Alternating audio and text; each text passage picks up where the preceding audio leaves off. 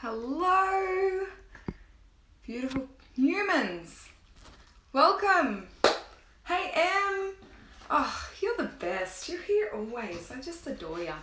Jade as well. Woohoo. Thanks, guys, girls, goddesses, gems, all of the other G words that are non-gender specific.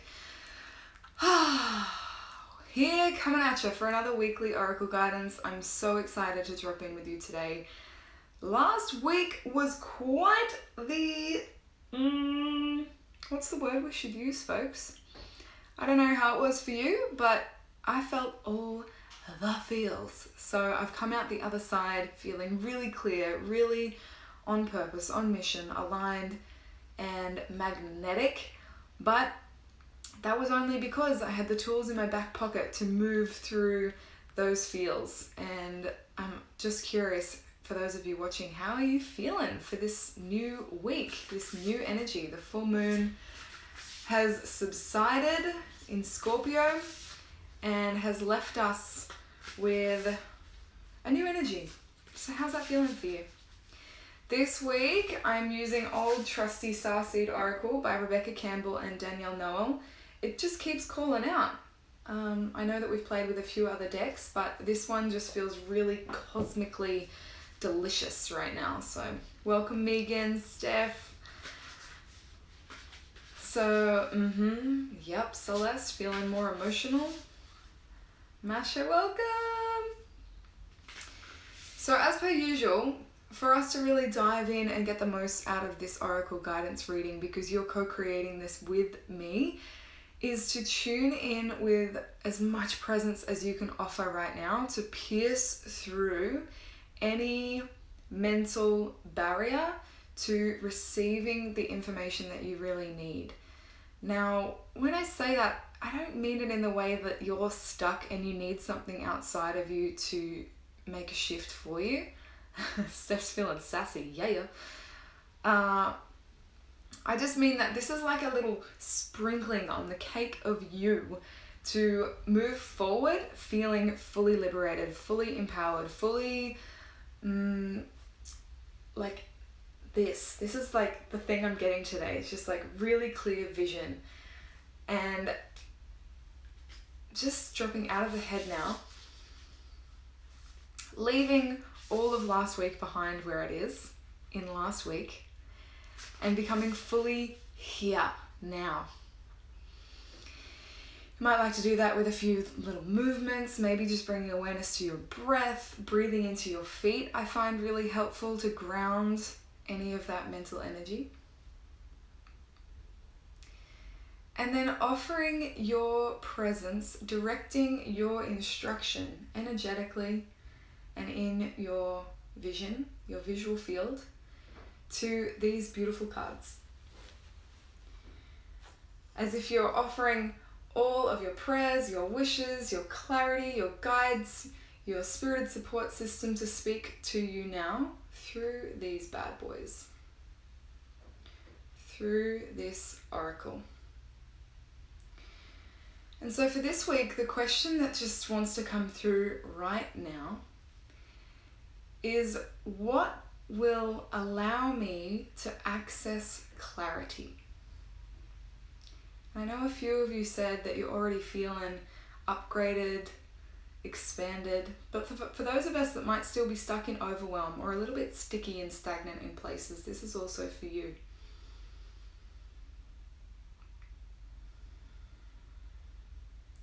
And so using the power of your body, the wisdom that lives in every cell, to come closer to whatever truth you're ready to hear today. With each breath, each moment of reckoning with the past and the future and choosing to be here and now.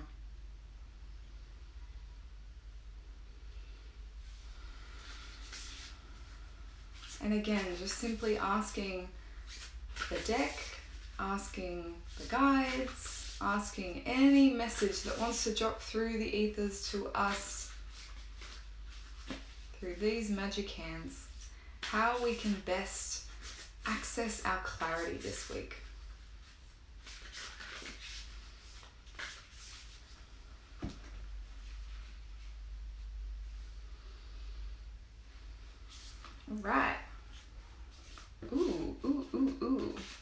Interesting. So, this card seems a little scary. I've pulled it only once before, and just the title and the words and the imagery is a little bit like, well, what? This is called The Great Severing. And at the bottom, hey dear Jack, we've got Mars energy, anger, conflict, softening to love. So just for a moment, before you even feel into any of those words, just look into the imagery. I know I've got a filter on here, but have a little exploration into what this landscape brings up for you. The blend of red, dusty earth and the infinite expanse of the stars above, this cosmic galaxy visual. And the conflict that we're always in between being a spiritual being and an earthly one. And so sometimes the great severing is not having to do with anything outside of ourselves. This card sometimes can direct and talk about a relationship that we might be experiencing conflict within. But I really want to turn that awareness back to you in this moment. So what can you sever your attachment to that either creates you ungroundedness by being too high up into the cosmos, up into that starry galaxy self, which might mean you experience like a lot of mental overload, insomnia, anxiety, those kind of flighty experiences that we encounter as being human. Or perhaps you need to greatly sever your strong attachment with being too human. So in the other way, being super rigid and dense in your 3D body, being obsessed with the way things are and who you are as not malleable and flexible and open to change. Does that make sense? Just let me know if that kind of lands for anybody. So the great severing that for what I'm receiving right now is not necessarily about resolving conflict within relationship or resolving conflict or anger outside of us. It's all of this focus to turn toward where we are being overly attached to an identity. Yeah? As soon as we have this identity, it's like we slip on this suit and we think that that's who we are now.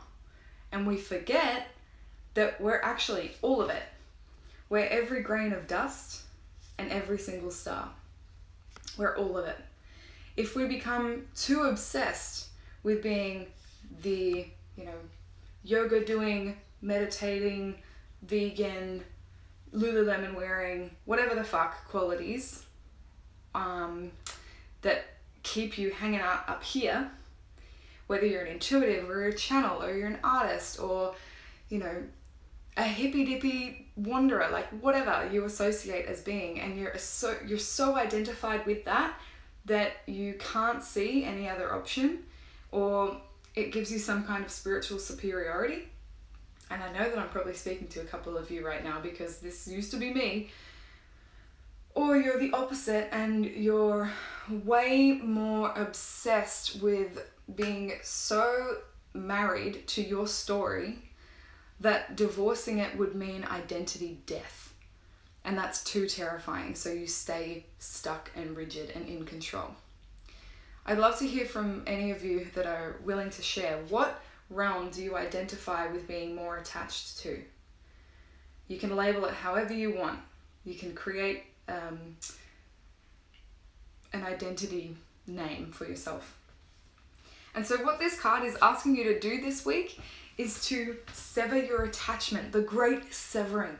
And you can do this through a ritual, through a ceremony, through dumping out in a journal all of the ways that you have been so committed to this way of being that you're missing out on the multi-dimensional, multifaceted, kaleidoscopic version of you that encompasses fucking all of it. Does that make sense?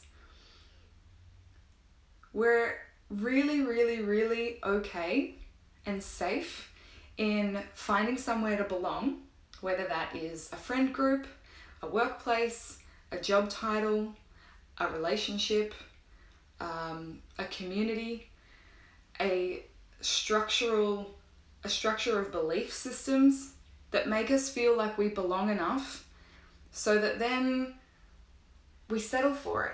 We're like, well, at least I belong here. I'm not alone.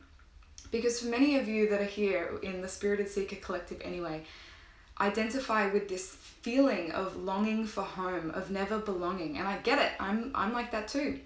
So when I find places and people that I belong to, it's really hard to rebel against those things, because there's a fear of being kicked out of the cave, right? Out into survive by myself again.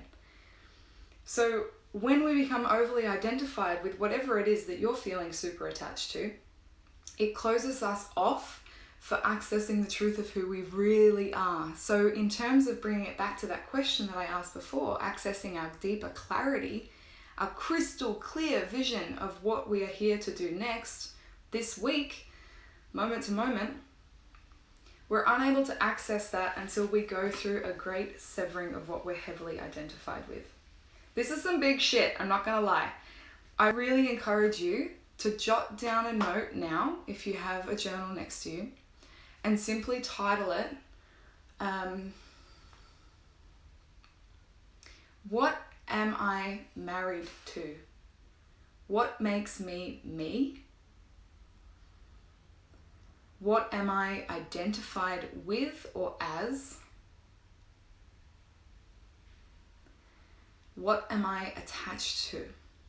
And all of these qualities are kind of like our hands gripping around something that makes us feel more human, more here. Yeah? Because if we reject and eject ourselves out of those identifications, who the fuck are we then? Right? It's really scary. It means we either have to come all the way back down to fucking earth and put our feet on the ground, or we need to realize that there is a whole galaxy up there of potential. And it's true on both ends of the scale, whether you identify with someone hanging out up here or all the way down here. The human experience is all about finding the balance, which, by the way, is a total myth. So don't even try to get it perfect. Let it be messy. Let yourself fuck it up. Let it be magical. But the more we can disidentify with the boxes we've been caging ourselves in, we expose ourselves to the clarity of what we really are, which is multidimensional, infinite, boundless, surprising, delightful, miraculous. And from that place, you will be clear, you will be sovereign. Yeah?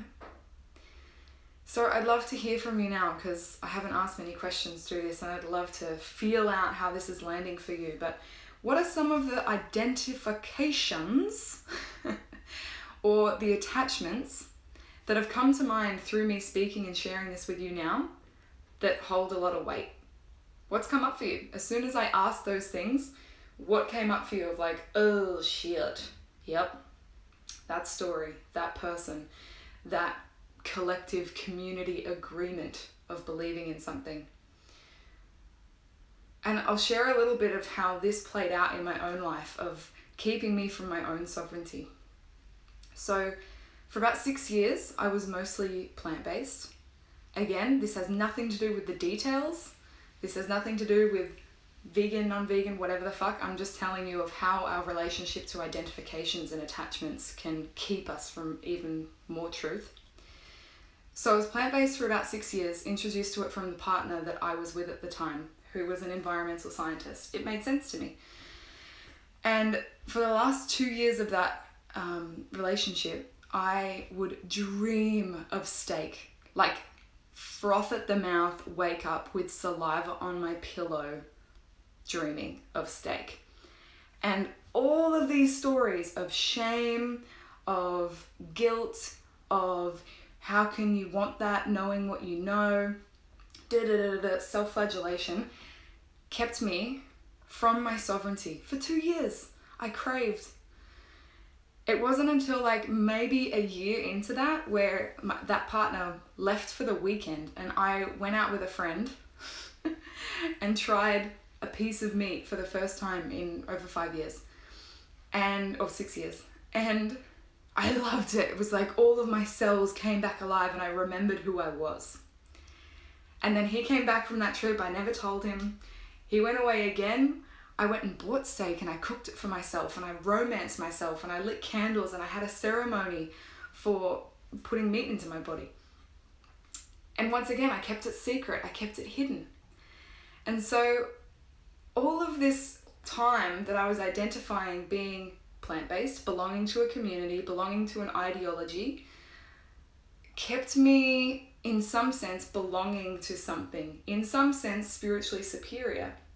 And the danger in that is that it once was my truth, but the truth changes. It once was my truth, but the truth changes. The only concrete truth is that of source. And you know what I'm talking about. Everything else that filters through your human experience as truth needs to have the freedom and the life force and the breath of oxygen to change. Otherwise, you're keeping yourself hostage to an old version of you. And so when I allowed myself to finally give myself the permission to end that relationship with that man and also with that ideology, I set myself just a little bit more free.